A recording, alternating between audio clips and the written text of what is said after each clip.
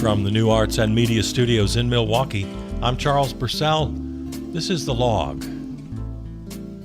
Laws, rules, and norms being busted through these days like the Kool-Aid man busting through a brick wall. And you know, for you and me, we like the idea of rules and norms being changed. There are a lot of them that need to be changed. There are a lot of laws that need to be changed. Now, we around here do not advocate breaking laws unless it is under the umbrella of civil disobedience, which you and I talk about all the time. It's a legitimate form of protest.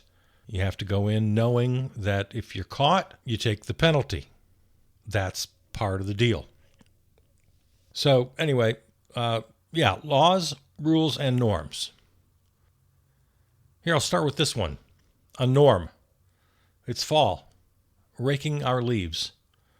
Well, here's my annual autumn reminder. Please don't rake your leaves. Fallen leaves are not litter. They are quite literally life. Insects of every kind, butterflies, fireflies, that's where they spend their winter. Bees, other pollinators, take shelter. Now, I'm not a scientist, and you can tell by my very pedestrian language here, I don't know the correct terminology. But life is percolating down there in the fallen leaves. Birds depend on all those little insects hiding in the leaves for food. They depend on that, the birds do, when the weather gets cold. And then, of course, as the leaves break down, they're creating the soil, quite literally. You got to let them break down. They enrich the soil. They rejuvenate the soil. They feed and protect the soil.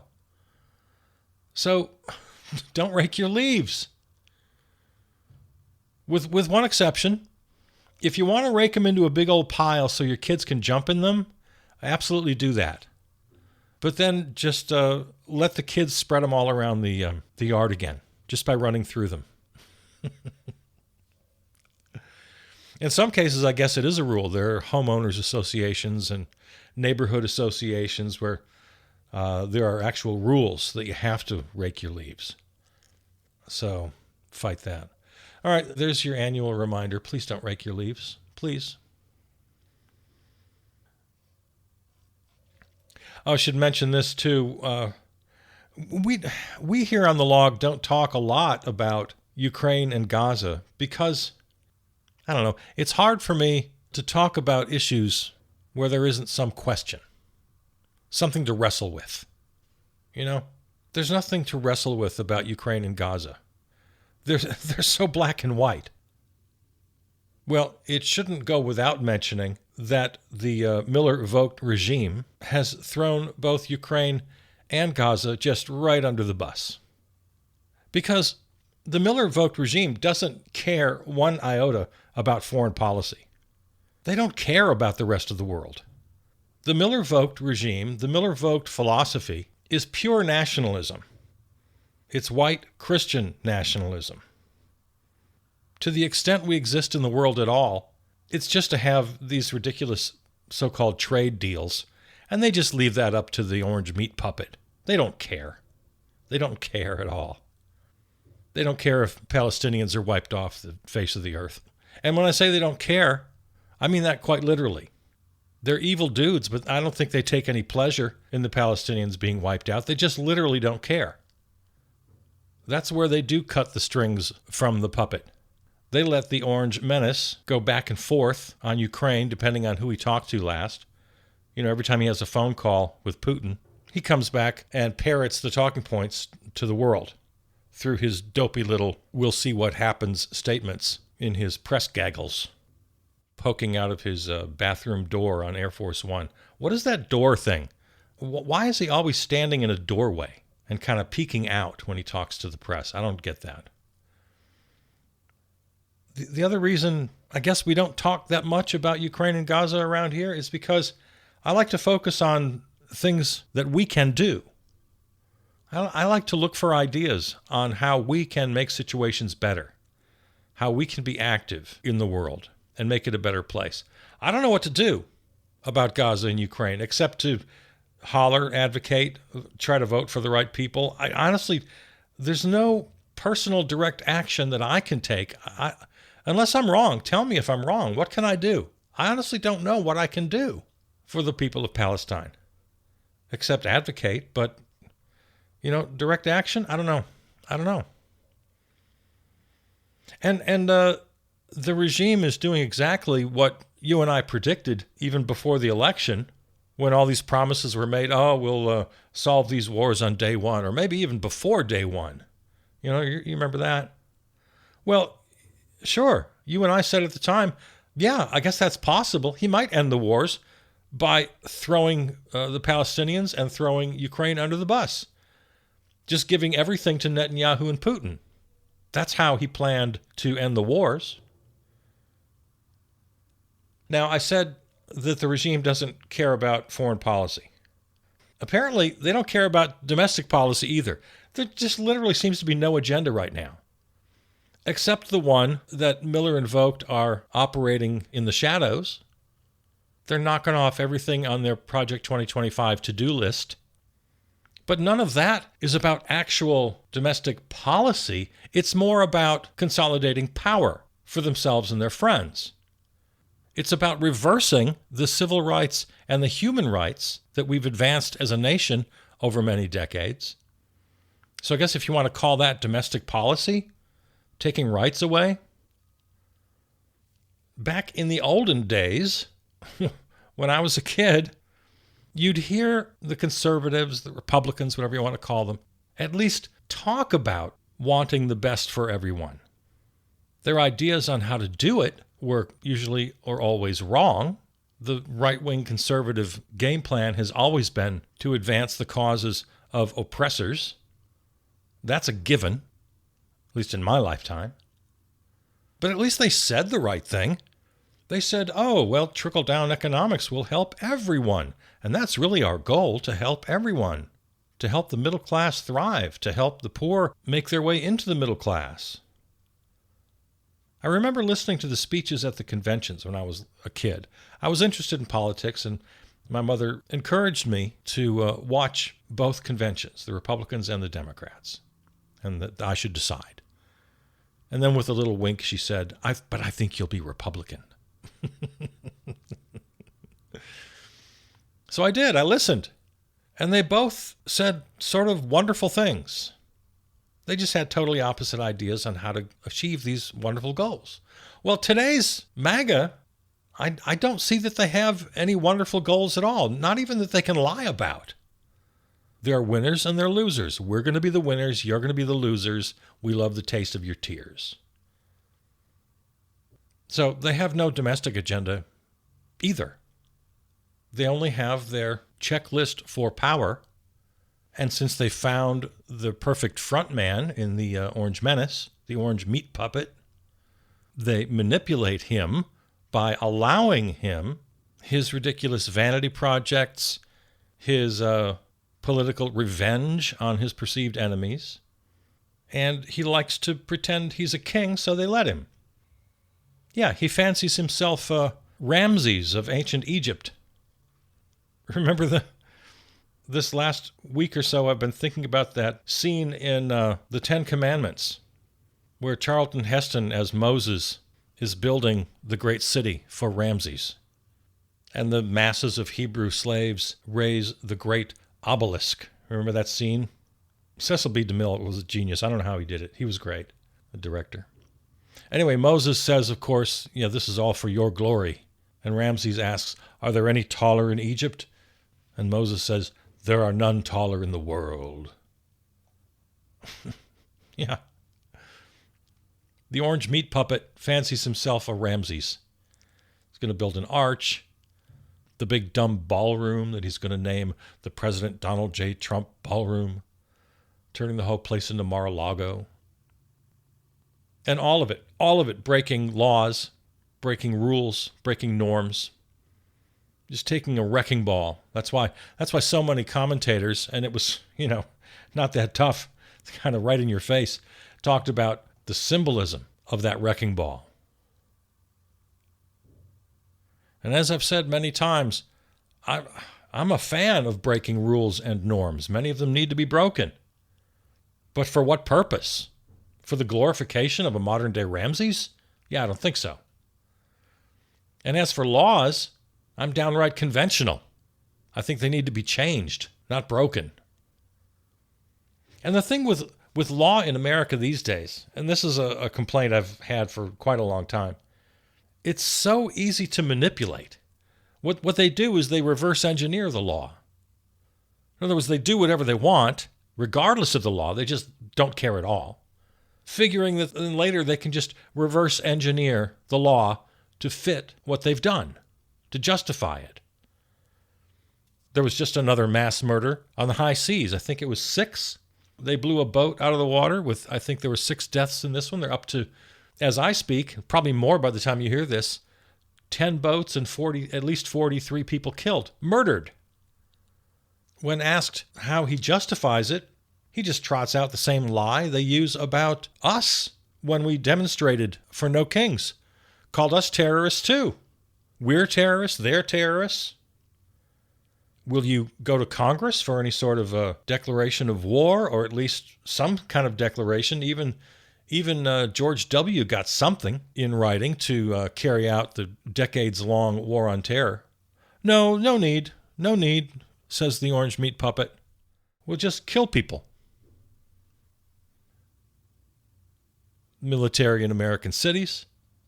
The horrible ICE raids with unidentified masked thugs tossing people into the back of unmarked vans.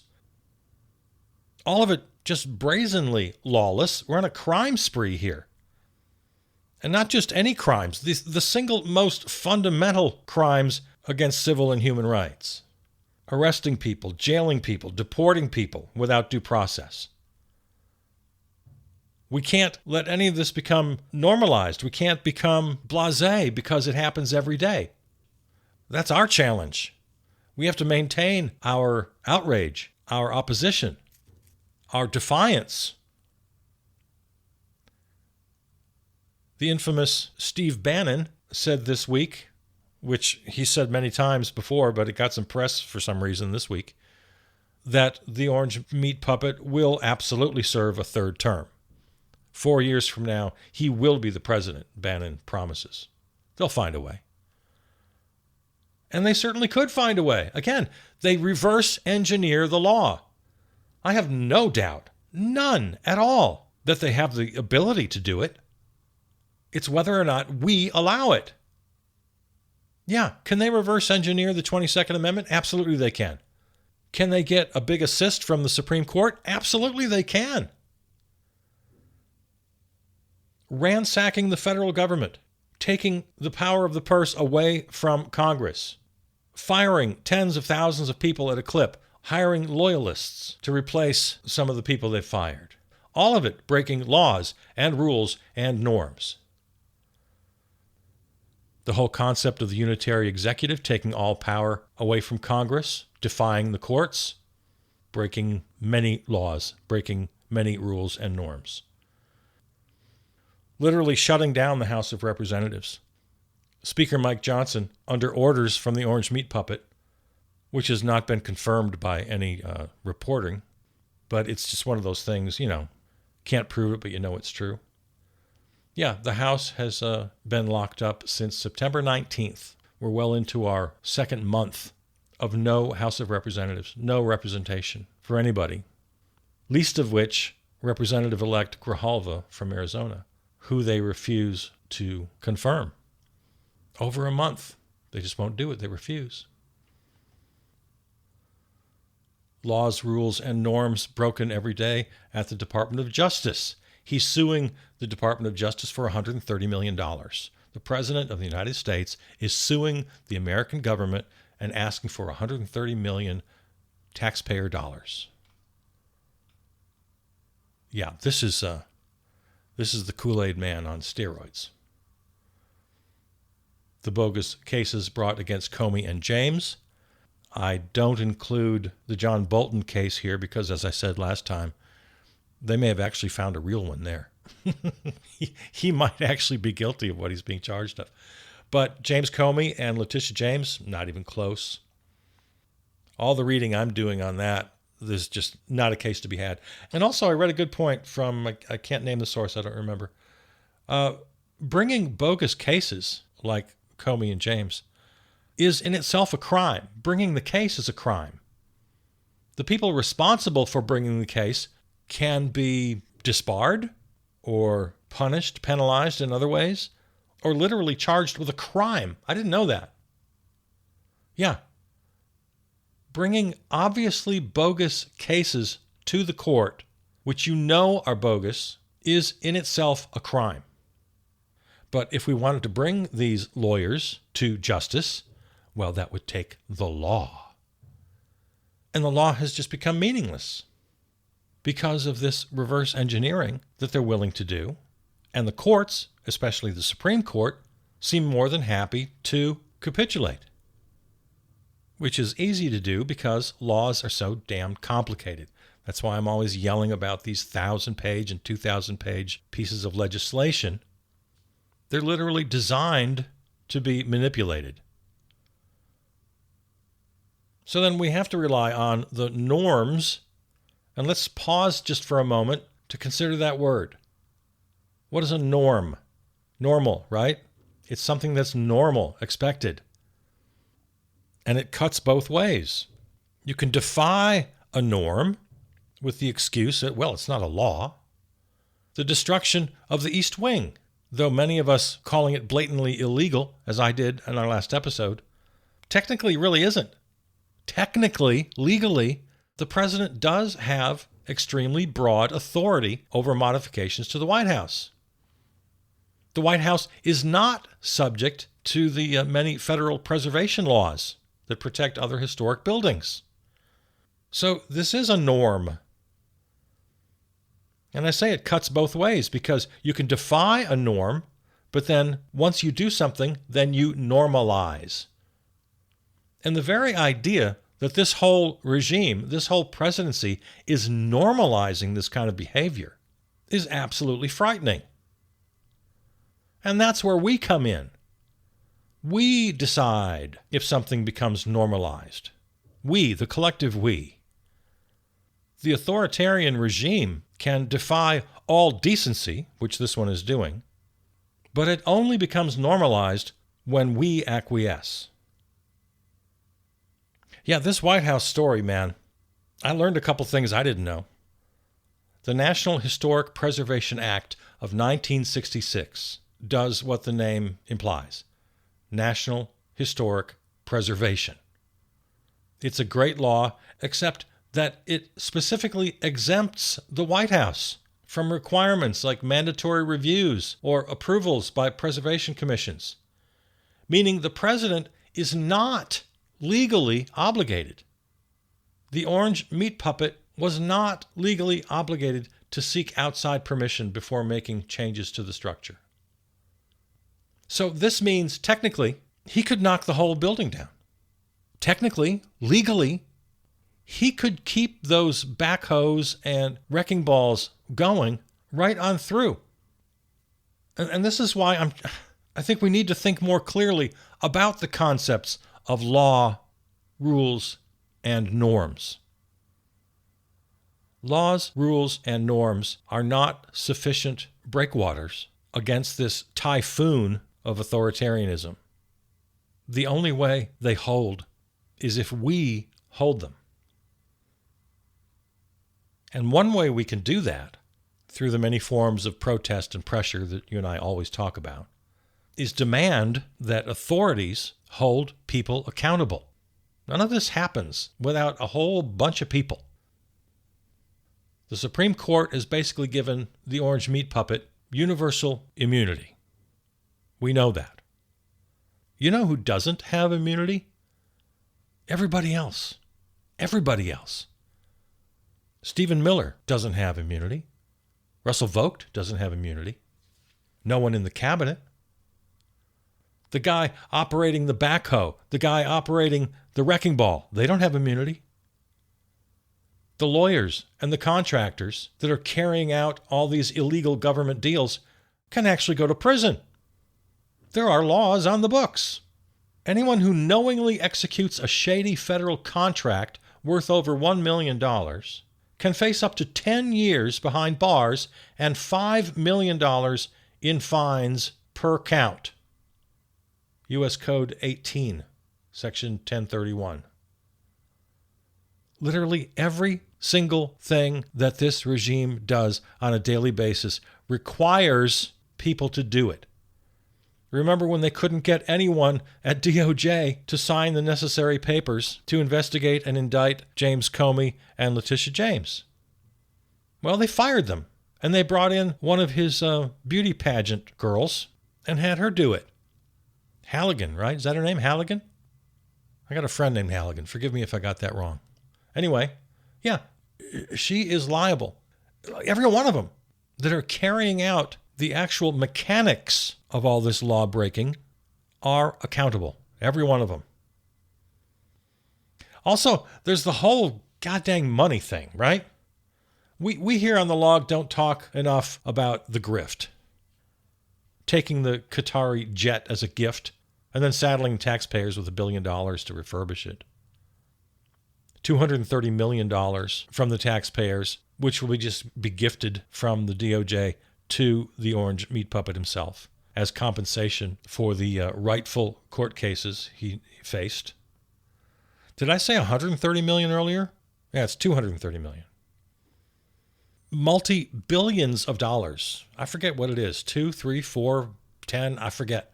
But billions of dollars into the Trump family pockets just in the last year. This is what dictators do.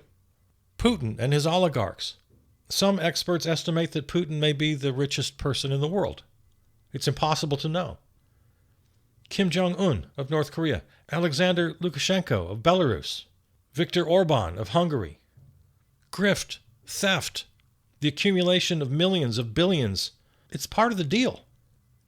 The Saudi royal family, United Arab Emirates, Qatar, all of his new best friends in the Middle East, just loves these guys. That's how he fancies himself. The orange meat puppet has no interest whatever in governing.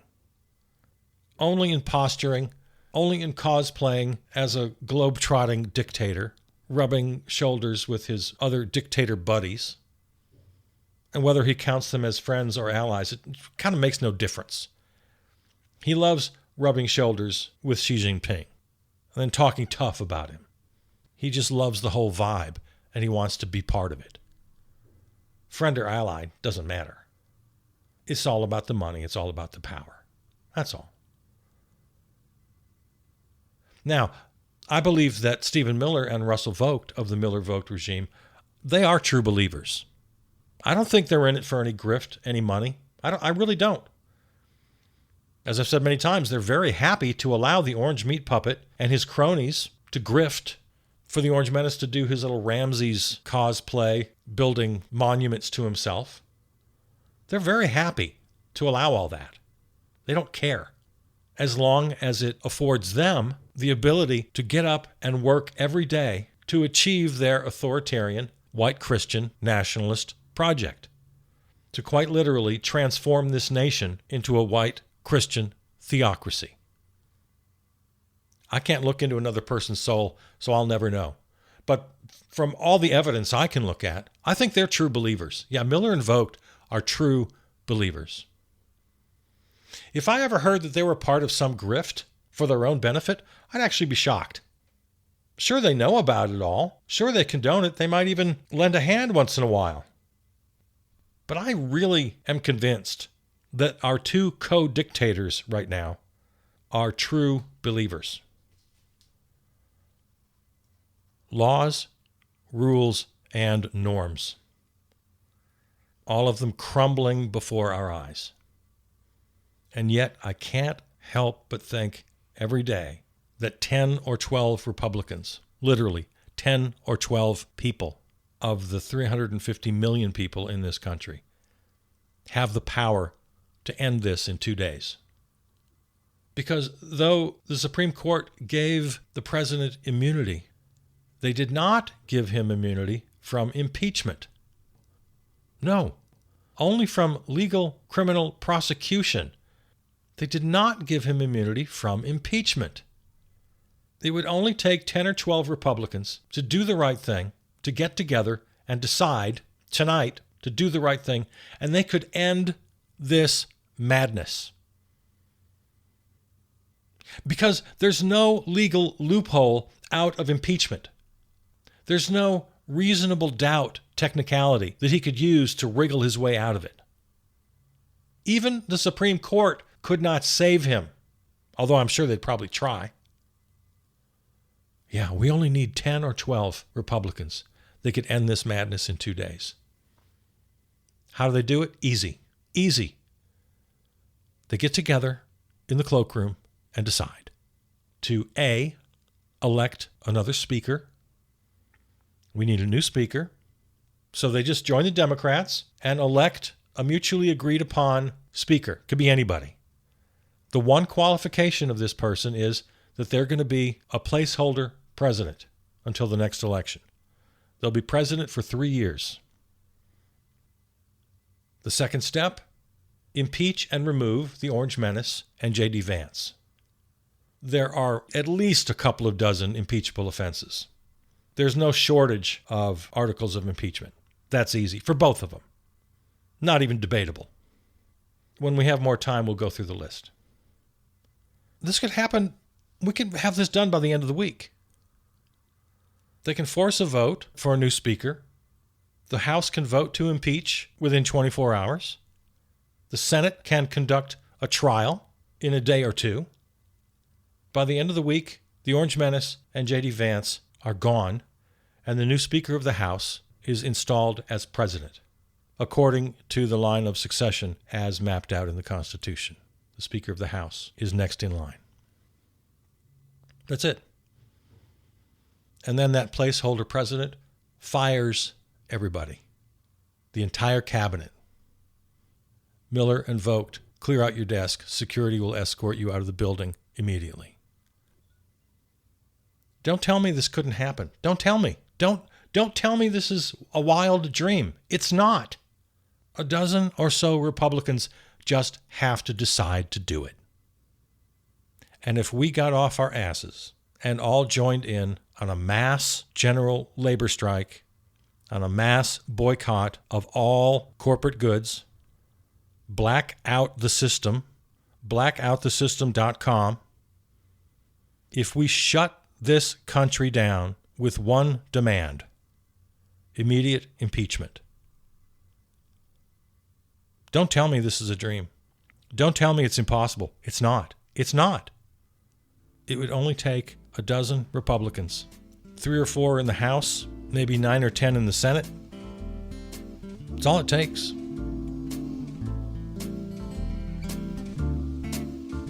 All right, I'm going to leave it there for today. Please find this and all episodes on your favorite podcast platform. Follow on Blue Sky and Substack. Thanks to our flagship terrestrial station, River West Radio in Milwaukee. Our theme song by Peter Donalds. All right. Thanks for listening. I love you. I'll see you out there.